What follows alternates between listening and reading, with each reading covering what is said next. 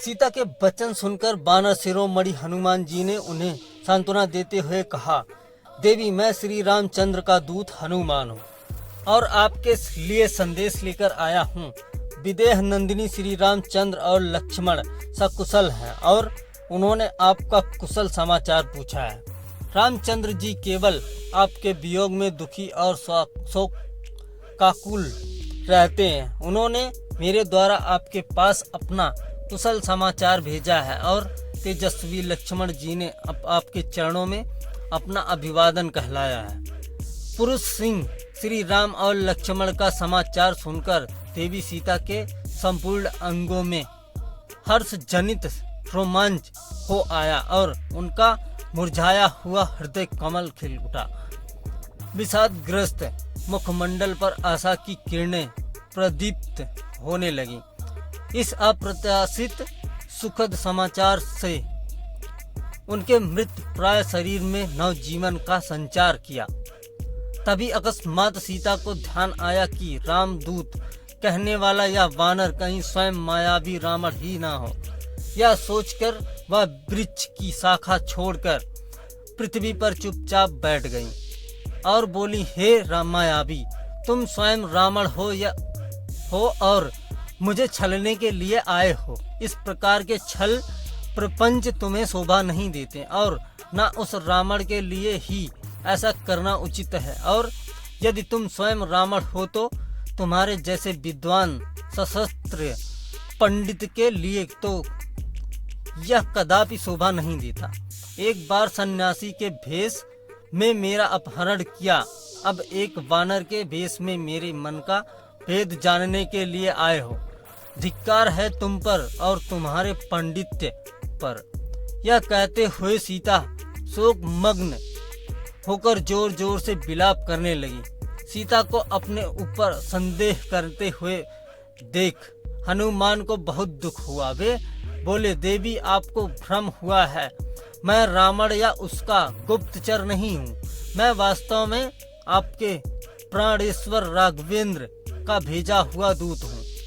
अपने मन से सब प्रकार के संशयों का निवारण करें और विश्राम करें कि मुझसे आपके विषय में सूचना पाकर श्री रामचंद्र जी अवश्य दुरात्मा रावण का विनाश करके आपको इस कष्ट से मुक्ति दिलाएंगे। वह दिन दूर नहीं है जब रावण को अपने कुकर्मों का दंड मिलेगा और लक्ष्मण के तीक्ष्ण बाणों से लंका पूरी जलकर भस्मीभूत हो जाएगी। मैं वास्तव में श्री राम का दूत हूँ।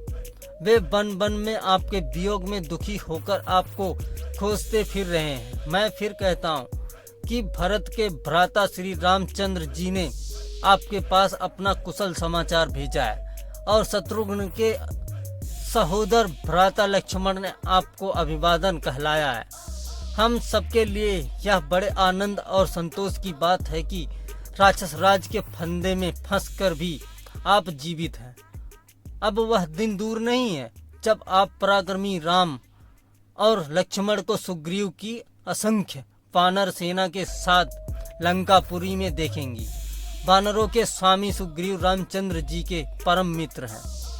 मैं उन्हीं सुग्रीव का मंत्री हनुमान हूँ, ना कि रावण या उसका गुप्तचर, जैसा कि आप मुझे समझ रही हैं। जब रावण आपका हरण करके ला रहा था उस समय जो वस्त्राभूषण आपने हमें देखकर फेंके थे वे मैंने ही संभाल कर रखे थे और मैंने ही उन्हें राघव को दिए थे। उन्हें देखकर रामचंद्र जी वेदना से व्याकुल होकर विलाप करने लगे थे।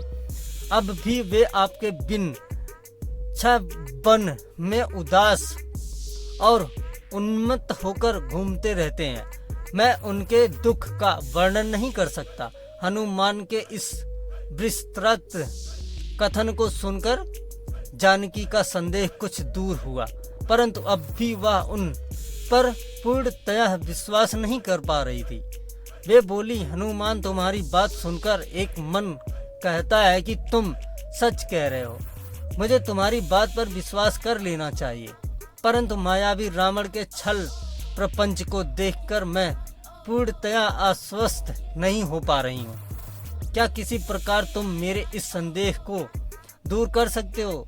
सीता जी के तर्कपूर्ण वचनों को सुनकर हनुमान ने कहा, हे महाभागो, इस मायावी कपटपूर्ण वातावरण में रहते हुए आपका गृध्य संकालु हो गया है। इसके लिए मैं आपको दोष नहीं दे सकता, परंतु आपको यह विश्वास दिलाने के लिए कि मैं वास्तव में श्री रामचंद्र जी का दूत हूँ, आपको एक आकर्षक प्रमाण देता हूँ। रघुनाथ जी भी यह समझते थे कि संभव है कि आप मुझ पर विश्वास ना करें।